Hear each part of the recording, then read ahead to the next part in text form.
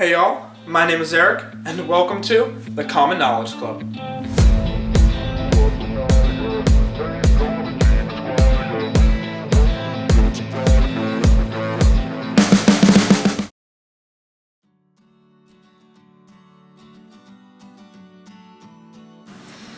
Now, I'm sure you've all seen or heard of a toaster before, and what it does is it takes bread or a bagel and browns it and heats it up until it's more firm.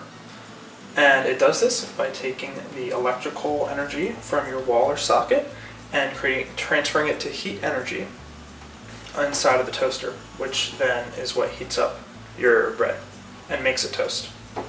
And to control this process, your toaster is going to have one or two dials. If it only has one, like this toaster, the dial will be used to control the temperature at which the bread is being toasted. And if it has a second dial, then it will be used to control the time that the bread is being toasted. However, this one has a built-in timing mechanism in it, so there's no need to worry about it. Now, I like to toast my bread between a 3 and a 4. That's just how I like it. Obviously, if you turn it up higher, then it will be toasted at a higher temperature and it will be much more toasted. And if you turn it down, it will be toasted less and it may still be flimsy even when you take it out. In addition to the dials, you also have buttons to help better control the toasting process.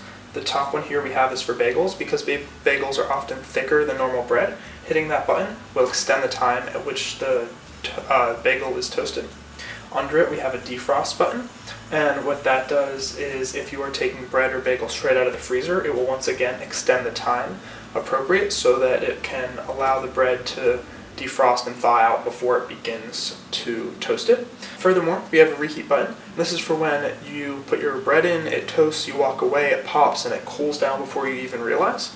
And what this allows you to do is put your toast back into the toaster, hit the reheat button, and it will heat it up to the appropriate temperature without actually toasting it again. And lastly, we have a cancel button in case you start toasting your bread, you don't want it, for whatever reason you want to change what you're doing, you hit cancel and it will just undo it and pop right back up. Now, as with every kitchen appliance, there are some aspects of danger when working with it. So for example, if you turn up your toasting temperature all the way, then you run a risk of having it burn to the point where it starts smoking or even catches fire in the toaster. Additionally, because it is plugged into the wall, you never want to take a metal object and stick it in the toaster, because there is a chance you will be electrocuted. Now, what most people know is you should clean it, you should clean around it. It will help prevent ants as well from coming in. But what a lot of people don't know is that underneath the toaster, there's a little tray that collects all the crumbs in the toaster. The ones that fall off the toast or the bread when you're not paying attention. And it collects in here so to help prevent them from collecting on your counter.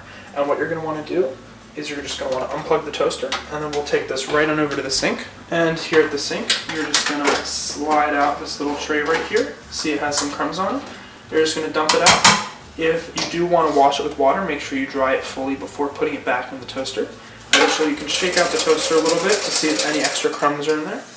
We're just going to put the tray back in the toaster. And then you're ready to plug your toaster back in. And it's good as new. Thank you for watching, and I hope you learned something. See you all next time.